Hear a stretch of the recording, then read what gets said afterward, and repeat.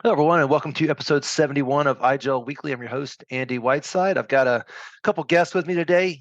Today is January 13th, 2023. Seb, we were just talking about making sure we get the right editions with the right dates for the video and everything. And I've trained myself to say the date at the beginning of these things so that there's no question as to when it was recorded. We got Moen Khan. Moen is the global CTO of XenTegra. Moen, how's it going? Going great, Andy. And I call you global CTO because I always have to ask, where are you at the moment? I am driving back from airport after doing Y Compromise IGEL event in Vancouver, which was really great to see customers. To my surprise, we were expecting this to be low attendance, and happened to be there were very good customers.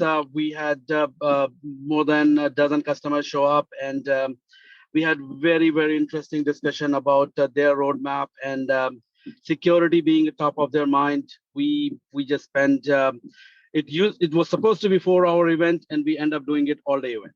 Wow. They just couldn't stop talking. So Moen, I've got some Y Compromise workshops coming up where we're going to partner, in this case, with Lenovo and then eventually LG as well, and actually give out devices. And we're going to have people do hands-on labs and then also have these conversations. So security was the primary talking point, but I bet there were others as well. There were others as well, but with targeted ransomware attack happening for most of my customers, they were really concerned, and one of the reasons why they are looking for IGEL is to secure their endpoints, and the cost was one of the factors, but security is where that pulled them all into that room. So I'm a little bullish on this comment, and maybe it's because of my background and where I come from, but if you're still running Windows on the endpoint, by default, you're setting yourself up for a security breach on the endpoint, period. No matter how you manage it, try to secure it, you're set up for that to happen. That is correct, Andy, and this is where we had few universities, and they all mentioned that having their staff take those devices home and being Windows devices, those were the entry point for ransomware in both the cases for two different institutes that we spoke to. I don't have these numbers, but I bet it's a significant number. I would love to get your thought and Seb's thoughts on this. How much malware, ransomware, bad stuff do you think is sitting in rest, just waiting to be told to execute as a percentage of Windows devices out there? I would say 10 to 20% might be something which might be realistic, even if we really don't know which kind of malware it would be. Is it something which will be active, or will it just steal data? Will it try to manipulate your operating system? Will it try to propagate in the company? So I would differentiate a little bit, but also 10 to 20% something which might be realistic. Yeah, and anything above 0.1% would be scary. 10 to 20, yeah. I mean, that's just extremely scary to think that much, 10 to 20% of all those Windows PCs out there are just waiting in rest to attack something that they can get their hands on. But the fun fact, I don't know if you got such kind of information also in North America, but we had an interesting podcast in Central European time zone a couple of days ago on Golem. The fun fact is that one specific command server, which is more or less the command server which will send out the command to all the malware infected PC, just got lost by the administrators, so by the attackers, because they made a small change, but didn't thought about, hey, which kind of consequences would it may have on the command server. The fun fact is the command server is now dead. So there are malware also out there which will never be activated anymore in the future because the command server is dead. So that's something which I found pretty funny, because that means that even hackers are doing mistakes, and makes them a little bit human. Well, that's an interesting view on digital transformation happening, where even the bad stuff has transformed to the point where whoever was in control of it, or the system in control of it, no longer exists. Exactly. It's a command and control server. Now I found the term back. Command and control server. Well, that was the voice of Sebastien Perusat. Sebastien, how's it going? It's going good. All the best for 2023 for our listeners. I know we are a little bit late on that, but still, I wish you all the best for you and your families. And I hope you had a great Christmas time and New Year's Eve. So happy to be there again. And I hope we'll cover a great topic today. Well, I was told by somebody yesterday it's okay to say Happy New Year up until the middle of January, and we're almost there. So we're not late. We're not late. Yeah, let's jump into the topic. Oh no! Before we do that, I got to ping my marketing people. You mentioned some folks. Yeah. I'll use the word complaining, and rightfully so, on the IGEL community that we reference the video side of these podcasts a lot, and those are not up to date on the XenTegra YouTube channel. You want to highlight what happened there? Just a small thing. I mean, we're putting a lot of effort, especially you on the XenTegra side, to put all the audio components together, and we are talking a lot. But at the same time, you're always recording also your screen. So you're seeing my ugly face and some interesting content on the screen. And the interesting content on the screen is shared on YouTube, on IGEL Weekly podcast, if I remember right, the is YouTube channel. And we are missing some episode there. So just wanted to say for the people who are listening through Buzzsprout or Apple Podcasts and so on, there is also a video part of the podcast, and you can reach it on YouTube.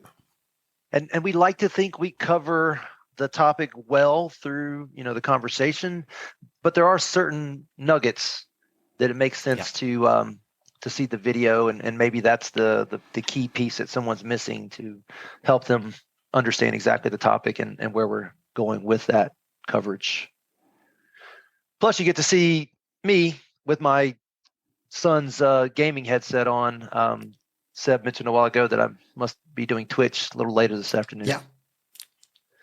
Looking to you, seeing you playing a Fortnite or something like that. I hide a set of headset. I had some headsets in my wife's office so that when I end up working from her office at home, I can have a fail-safe in case I can't find my other headphones. And all by right, the way, I'm maybe just asking a question to our listeners. If you could give me a short feedback to Andy, to myself, and Azure community or wherever, because I changed my microphone a couple of days ago.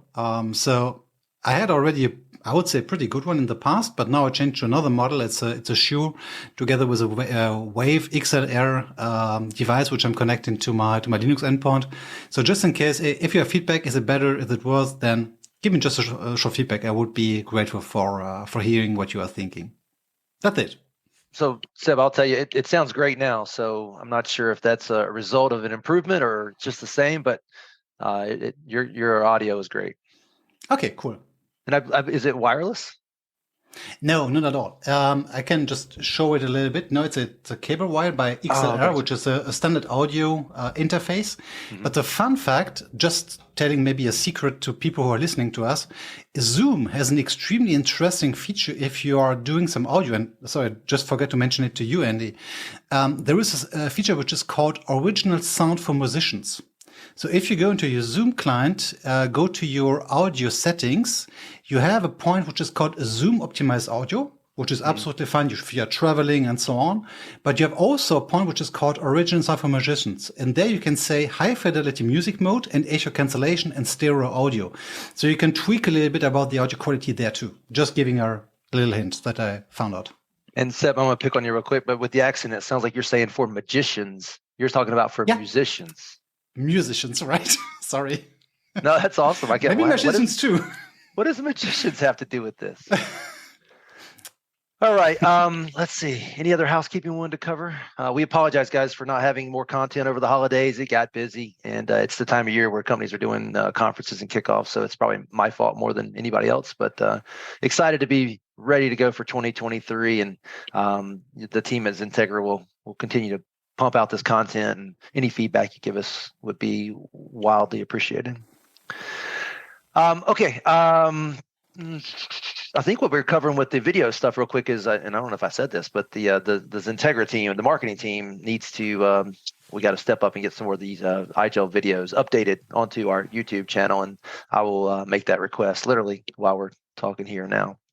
But Seb, every other week we do a community podcast and ask that you bring a topic that you believe the community would like to hear and something that you've worked on recently. And the one for today is from a post of yours from December 13th, 2022. And I believe that's going to tie back to a community member post, which is the best way to learn about this stuff is through the community.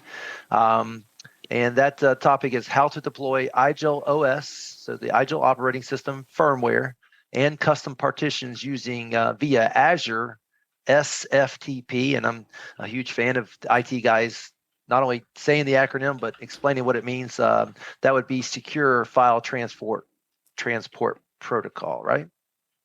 That's or simple. Absolutely correct. Is it simple or secure? No, it's secure. It's secure.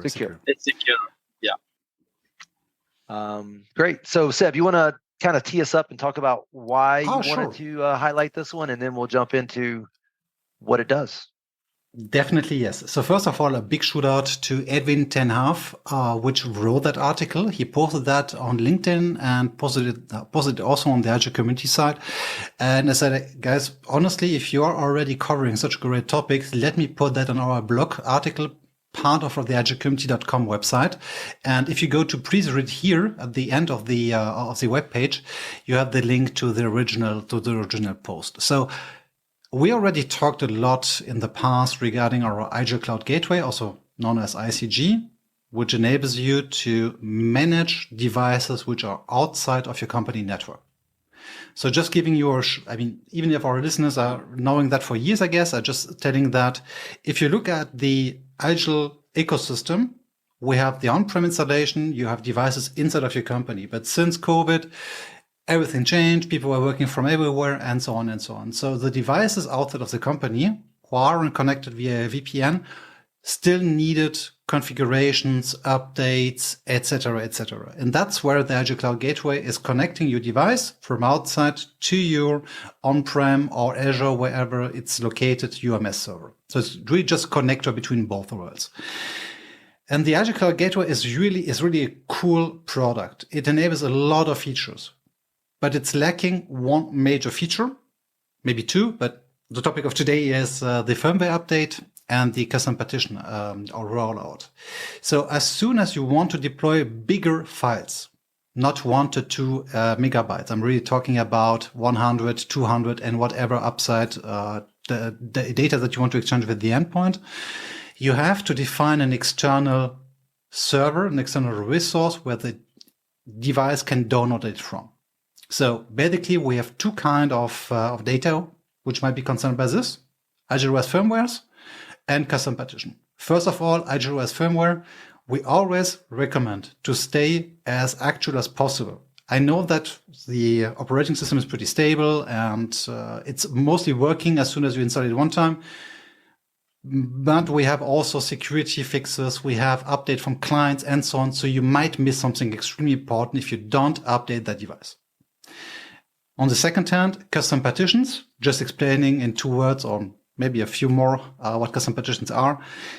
If you want to deploy an application, a piece of software to the IGEL operating system, which is not part of our firmware, so not part of our installation, like in former times the Teams client, or maybe Chrome because you're not allowed to use Chromium, or a local Zoom installation. That's where the custom partition gives you the ability to deploy that software package to the endpoint.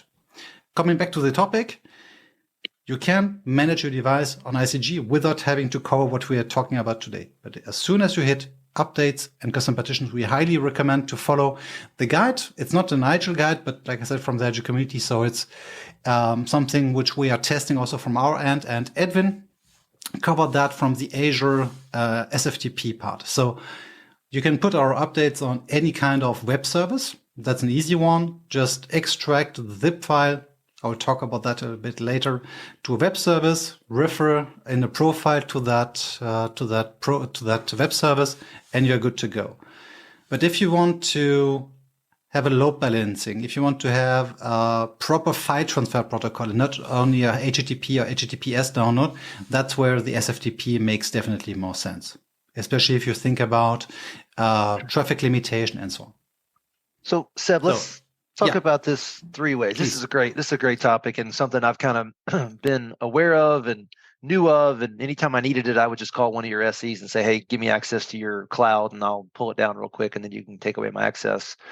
So this is good to have this write-up that tells us, how to do it from an Azure perspective, tells me how to do it from an Azure perspective. That way I don't have to be a mooch off some of your guys all the time. If I'm got a brand new machine and I'm either going to try to repurpose a machine that had something else on it before, or it's a brand new blank machine, having this target in the cloud to pull down the firmware from, what would that look like from an end user or administrator's perspective? How would I start that process on the endpoint? On the endpoint, I would go maybe a stick backwards. Usually, the distribution of firmware updates is coordinated by the UMS administrator. So by using a task, a scheduled task, by sending out a comment, which is then applicable on next boot or on next reboot. And that's how bad, or on shutdown, sorry, forgot to mention. And that's how most of our customers are deploying or sending out the comment to download the firmware update. Now, is that an updated? That's an updated firmware. I'm talking about like a blank machine that has nothing. Sorry. They're mostly, I would say 90% are using any kind of network deployment, like PXE, or using the SCCM deployment toolkit that we have. And the rest is honestly doing it by hand, by using a USB stick, which is called the OS Creator Stick, and just booting the device from it, install the firmware, remove the USB stick, and that's it. So on the company network, we're talking yeah. maybe PXE. If you're doing it manually, Right. You're talking to USB, or Ideal World these days, which is becoming more and more common. You ordered it from Lenovo or LG or somebody, Exactly. and it came with some version, maybe out of date or maybe not, and it was ready to start talking and get updates.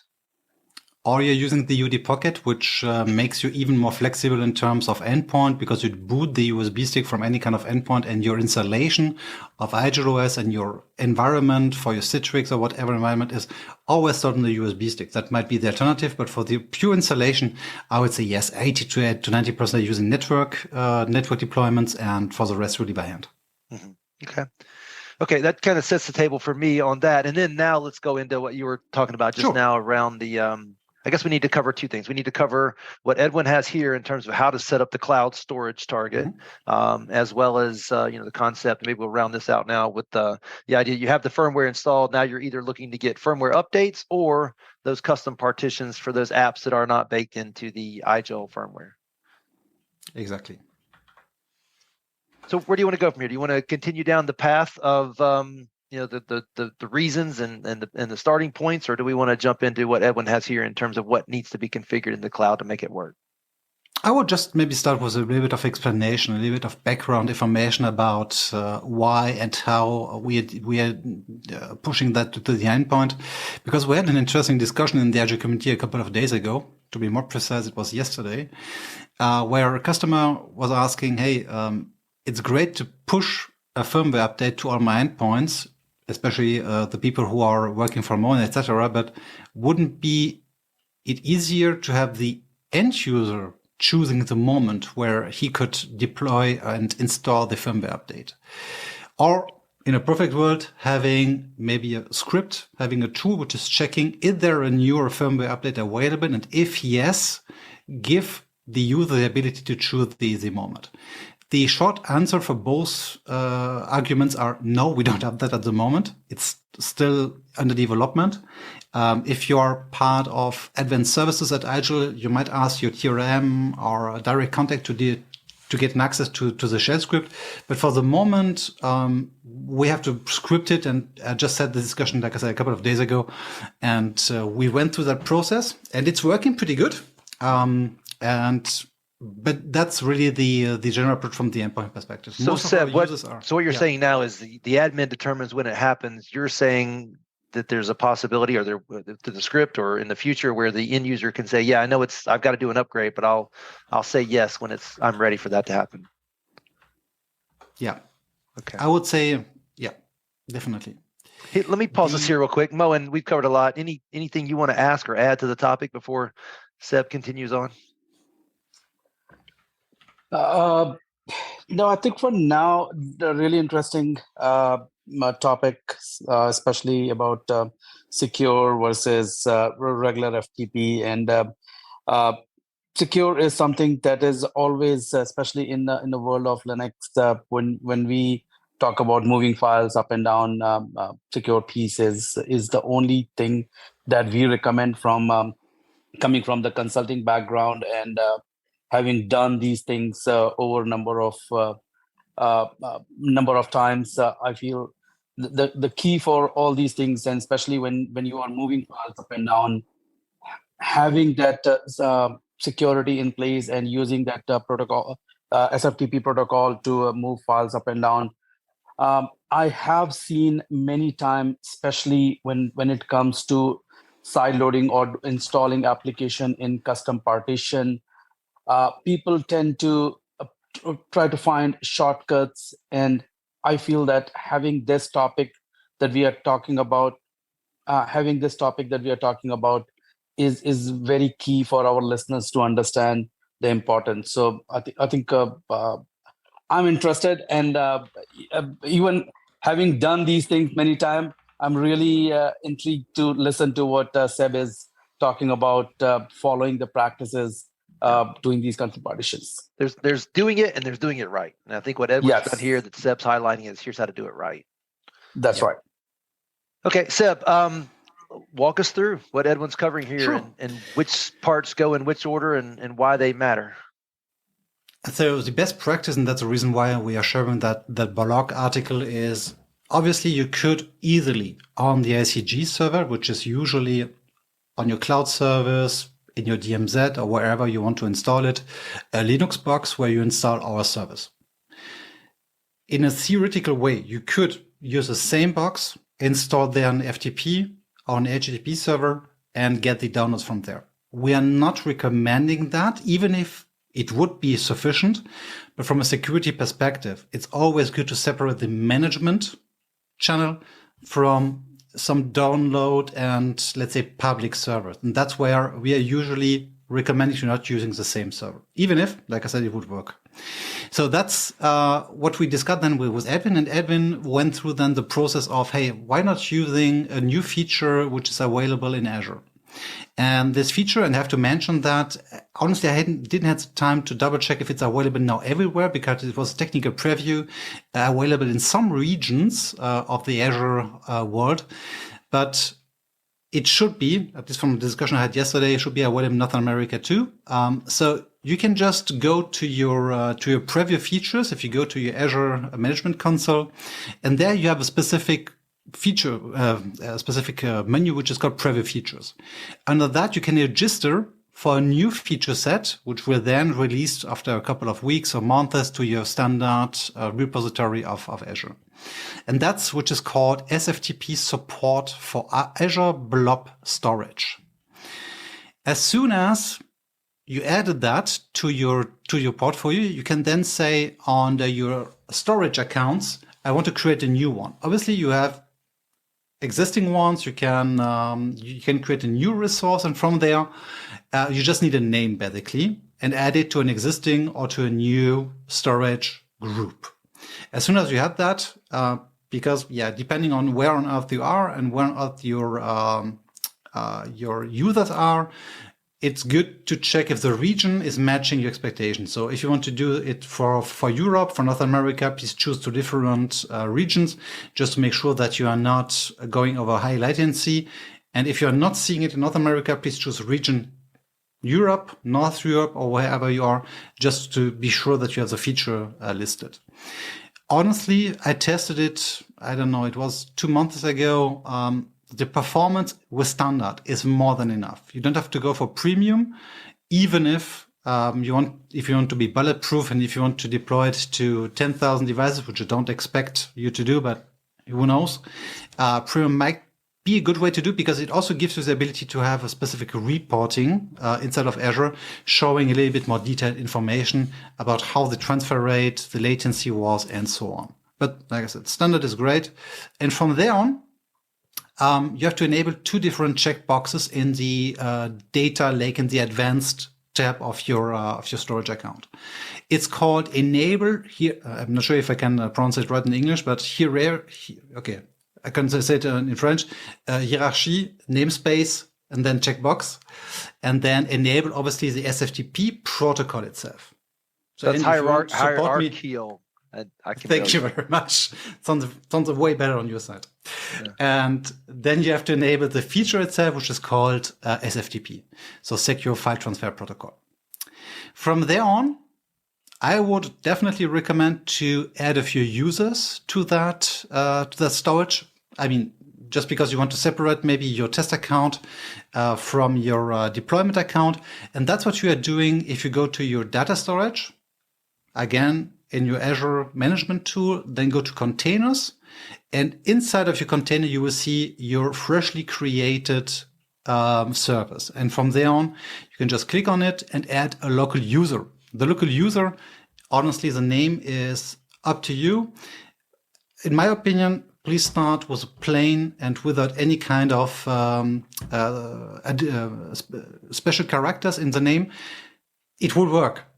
But before having something complicated, which might be hard to reverse engineer at the end, please start with just a standard name like SFTP test user, whatever, without minus, without plus or exclamation mark. And from there, I would recommend to set an SSH password. Why are we using SSH password and combined with secure FTP?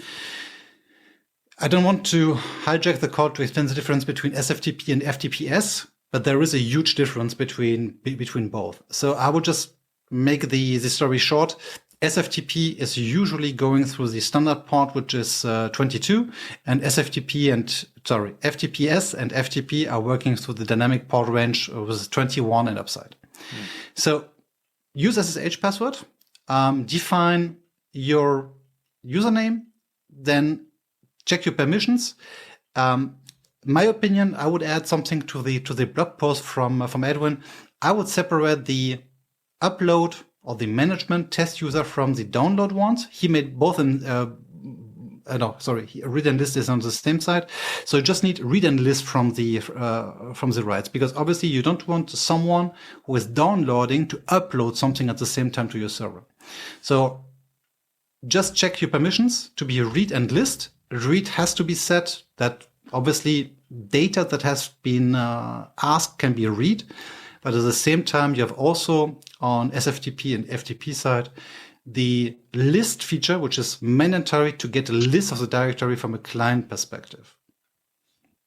And then last one, the home directory, which is the name of your storage. And from there on, just secure with a password and then test with your favorite FTP client. Could be WinSCP, can be SFTP client from the command line, whatever you prefer. But I would definitely recommend to test it before creating your profile.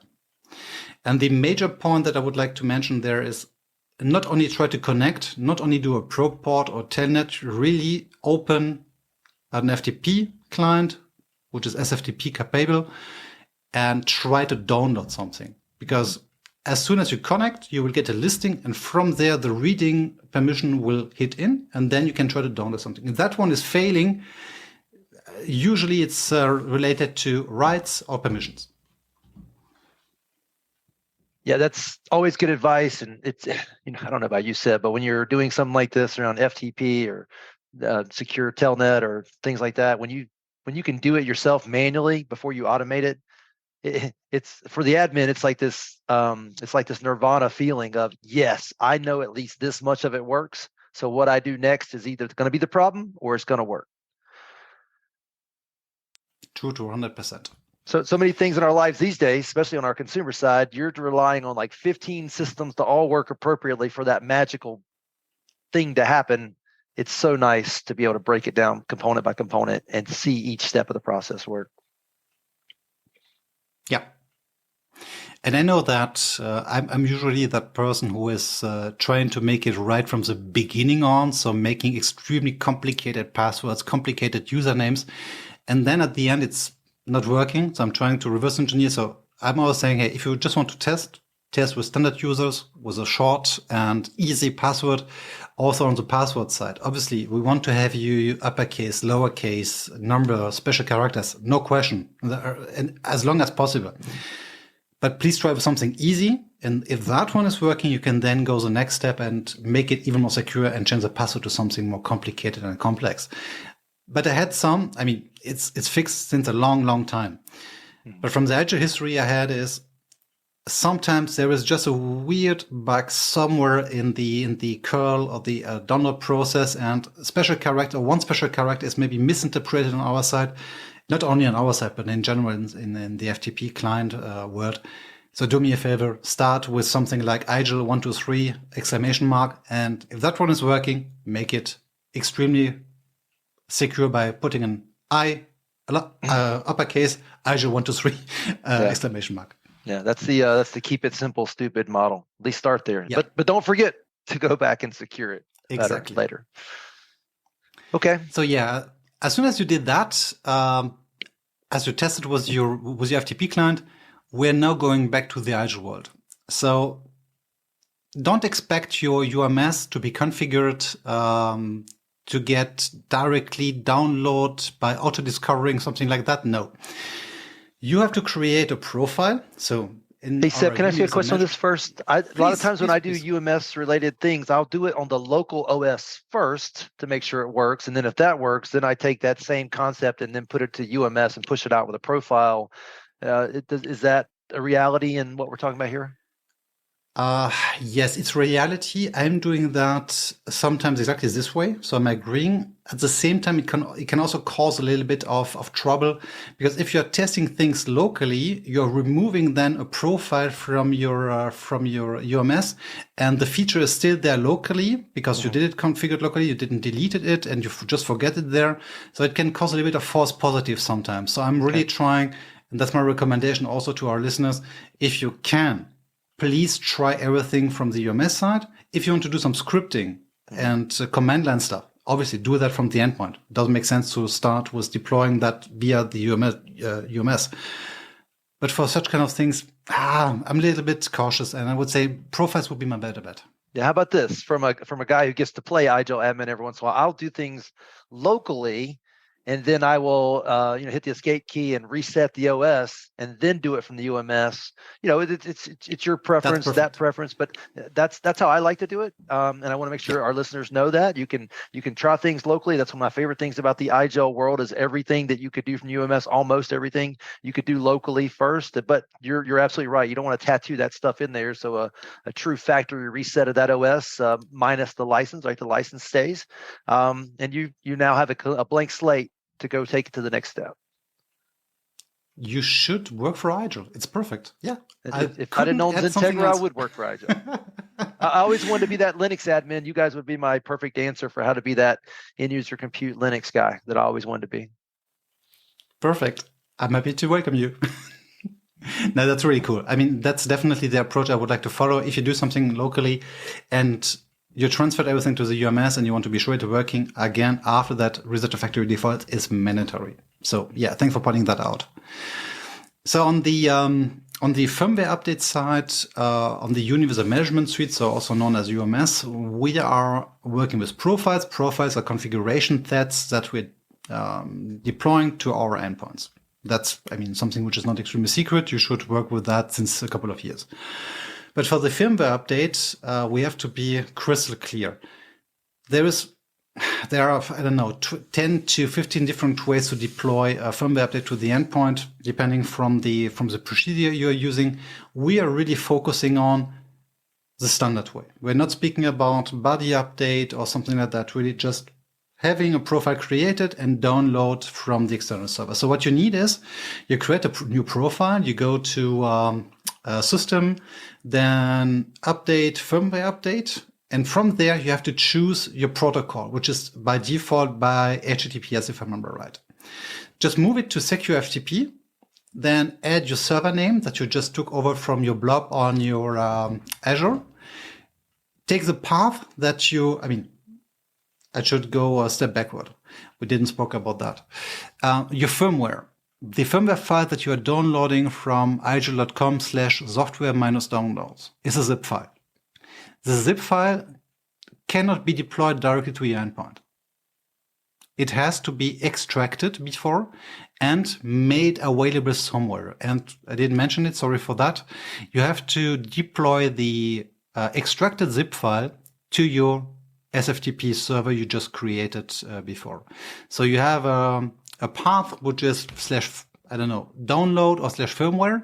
And then my recommendation is to create a subfolder for the version like 11.08.230 and extract the zip file to that folder. That's really mandatory. Just uploading the zip file would not work. It would not break something, but it would just not work. So you have to extract the zip file to your blob. And from there, coming back to the profile, you have a server path. And on the server path, you just enter the freshly created path like download or folder, what you prefer, then / your download path to 11.08.2030 / username password. And that's usually it. You click OK, you assign the profile to the endpoint, and you can send an update by hand. What you also have is the ability to say, hey, why not using a kind of automatism that the endpoint will check by shutdown if there is a new firmware. My recommendation is not to use check on boot, just because it can annoy the user which is working on the endpoint, why he has to wait for an update. I mean, we're all working with Windows devices for a long time. We know what it means to have a device which is going through the update process by booting up. It's annoying. So if you want to take an automatism, just check the checkbox in your profile, automatic update check on shutdown, and then the device should update automatically on shutdown. That's the firmware update part. I mean, I mentioned it before. You can also work with tasks, so with the jobs part of the IGEL UMS. But if you want to make it from the endpoint side, you can use that checkbox. And then we have the custom partitions. Custom partitions are, my definition of them are, we are packing together all dependencies for a binary. So let's imagine we are speaking about Chrome, Google Chrome. We have a binary, so an executable file. And this executable file is relying on libraries, on folders, on configuration files, and so on. And the magic that Ron Neer is doing with the GitHub side is he is basically creating a portable version of a Linux application. And this Linux application can then be deployed by our custom partition rollout to the endpoint. And that's what we are covering in a new profile in system, firmware customization, custom partition. And there is a point which is called download. And there, big surprise, under URL, you have to enter the path, so sftp // your blob, then the path, then custom partition, and whatever you would like to download. Put your username, password in it, and your initialization and finalizing scripts. And that's it, basically. You assign the profile. The device should, and that's the difference on custom partitions, start the download immediately. So just be cautious with that if you applied it directly. So click on now, and then the download will be processed. So Seb, going back to the conversation earlier, so this is the process where the administrator has created the storage area that can be accessed from anywhere in the world, including the LAN, the WAN, or just the internet. But the administrator is determining when this update gets pushed, and the end user has no ability to override that push and install? He could. I mean, speaking about the standard installation, standard profiles, if you send out the command to get a firmware update to an endpoint, even over RCG, the device will start downloading after a timeout, which is 20 seconds by default. Mm-hmm. And the user could theoretically say, okay, it will start immediately, or click on cancel, and that will not download anymore. That's definitely something which is extremely annoying, because then you have to repush it again. You have to create your report. So that's the reason why you can, from one hand, saying you will push it immediately might be disturbing then the user, so not recommended. You can push it without any kind of timeout and option to interact. Like I said, not so good for end users. And the default is 20 seconds, but it could be 20 hours. No, 20 hours not possible. There is a limit of 300 seconds, if I remember right. I would have to double check, but it's not. Yeah. Okay. That might change on OS 12, by the way. No, to be more honest, it will change on OS 12, but for the moment on OS 11, it's a standard timeout. Mm-hmm. And that's the reason why we are going the other route by sending out a command which is calling update on shutdown. So when the user is, you can combine it with a cool feature which is called post-session command. Just briefly, as soon as you are coming at the end of your day, I don't know which time, you are closing your Citrix session or whatever session, and usually you have to click on start, shut down, and your device will shut down. If you use post-session command, you can say, as soon as my Citrix session ends, do something. In that case, shut down my device. And if you combine that with an automatic update check on shutdown, then you're good to go, because you will not annoy the end user, because the update will be processed during the shutdown. So usually a couple of minutes or whatever download rate you have, but the user is already leaving the house, leaving the endpoint. You can just leave it downloading and executing the update and start working on this on the next day without any delay. Mm-hmm. Okay, that's kind of the world we've gotten used to in the Windows world. You expect as at shutdown to be prompted if it's earlier days, earlier in the update process. Hey, you got to shut down. You can either shut down or you can update and shut down, or reboot or update and reboot. And then at some point, the system team decides, okay, you're going to do this. You have no way out. You get it. Period. You're going to get this update, whether you're rebooting, shutting down, or pushing it down right now. But you give users that option to, opt in when they're ready. But you are 100% right. It was asked not only 1,000 times. So you are asking exactly the right question. And yes, I don't expect it to get a change on OS 11, to be honest, but on OS 12, there will be a huge change in that update manner. So from background update over, forgot the name, bandwidth control, and so on and so on. And even the time where you want to install the update will be controlled by the end user a little bit more. If you like it, you can also override it. But that's definitely something which is not extremely user-friendly at the moment, and which we should definitely change. So yes, definitely yes. Yeah. Look, there's a lot to learn from Microsoft Windows as to how to handle this kind of stuff. And Microsoft Windows is it's a very capable operating system. The problem is it's so capable and so friendly in terms of being openness to do things. That's where the malicious part comes in. So a combination of a secure read-only managed Linux endpoint with a connectivity into a managed controlled Windows world for all those applications that you need for running enterprise and business applications. It's the best of both worlds. Going back to our comments earlier, that if you're running Windows on the endpoint, you should have a pretty good reason why you're doing it. Because if you're doing it just because it's your default, let's talk and reconsider that. Mm-hmm. Yeah, absolutely. So Seb, I think you've covered the topic here. What have you not covered? I could tell you so much. Are you interested in getting my cooking skills, or no? Just kidding. Well, there is something in here. I glanced just now and saw the buddy updates. Tell us about buddy updates. Yeah. So the buddy update, we covered the standard process of sending out an update to 10,000 devices. So let's imagine now that you have a couple of branch offices. A branch office in Toronto, a branch office in New York, and whoever. So in every branch office, you don't have only one device from IGEL, but 10, 20, 2, or whatever. So if you would, in a standard way, send out the firmware update to that devices, depending on the size of your branch office, 2, 10, 20 device will download the firmware update 10, 20 times from the server, which is okay if you have enough resources.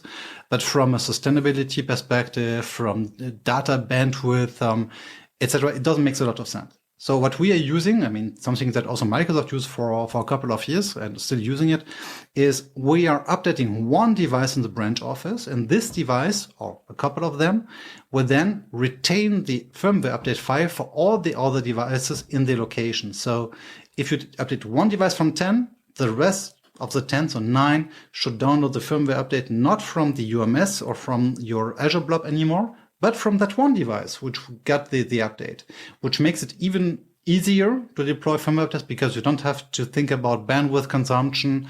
What would happen if the network port goes down or this kind of reason? It's really helping you as an administrator to keep your resources consumption low, and at the same time adding also a layer of security because you don't expose your device to downloads from somewhere, but really from the location itself. And the good thing is that the buddy update process, if it's on the same network VLAN segment or LAN segment, will also have an auto detection of where is my next buddy master, that the name that we have for the devices which got the update and will return it. And it will download more or less and apply it automatically if you want it. That's the technique that we're using on the buddy update side. Yeah, you guys have really thought of a lot in the IGEL world in terms of getting these things up to date. And there's custom partitions work with buddy updates as well, or not? No, only Okay. firmware updates. Just but firmware good point. Good point. Okay. Mhm. Well, Seb, I needed this. I needed this topic covered. I needed to know there was a resource out there that would walk me through what needed to be done in Azure to get this set up, and then what to do on the IGEL side. This is a good topic, and I'm glad you brought it up. Cool. Thank you for having me here. It was as always a pleasure to discuss such technical topics with you, and a big shout out to Edwin who wrote that blog article. All the kudos goes to him, and thank you very much. Well, I love that we cover technical stuff, but they're also very business applicable in today's world. These IGEL devices are becoming more and more distributed off the LAN and WAN. And the buddy update, that applies for the WAN conversation, and the LAN conversation. Just love the fact we can have these chats and cover topics that are very relevant to the IGEL community and really the thin client community in general. Absolutely. And if you are not part of the IGEL community, please reach out to me. I'm happy to send you a join link, or just go to join.igelcommunity.com and I'm happy to welcome you there because, we are just a couple of weird masterminds from the end user computing space waiting for you. Not all that weird. It really is a good community of real people that are there to help each other. I love it. You guys have set the mark for others to follow, and I think some are trying. And without community, you don't really have a real business. And love that you guys have done that. Andy, by the way, will you be at the Disrupt event in Nashville? In Nashville, yes. I thought you were going to ask me about Munich. Moen, who's no longer on the call here, he had to drop for a customer call, urgent call came in. He will be in Munich as of yesterday. He said he was. I told him to go ask his wife before he committed, but he committed. So Munich, Moen Khan will be there, as well as the rest of our team out of India. But I will be at Nashville, and so will Moen. I really wanted to go to Munich. I've got to be in India the following week. I've got my personal vacation the week before that. Mm-hmm. Life and work's just so busy. But I will be in Nashville, absolutely, and look forward to seeing people there. I hope to be there too. So it's not official right now, but I hope to be there. And I would like to have a great discussion with you listeners, but also with you, Andy, because we never met in person. So let's hope that IGEL will make this happen. Yeah, we're hosting, XenTegra's hosting a big happy hour Tuesday night. I believe it's Tuesday night at the event. So love to have everybody there, and you, of course, and then whatever the community does during that, I will be there. Perfect. See you there then. All right, Seb, thank you as always for your time. Great discussion, and we will plan to talk to you again. I think we may actually be talking to you next week or maybe the following week, but we will talk to you very shortly, and we'll bring another topic and we'll go from there. Perfect. Then see you soon. I wish you a great weekend, and see you next week. I can't believe you just said that. I forgot it was Friday, but sorry. It'll be Monday again before we know it. That's true. All right, sir. Enjoy the rest of your day. You too. Bye-bye.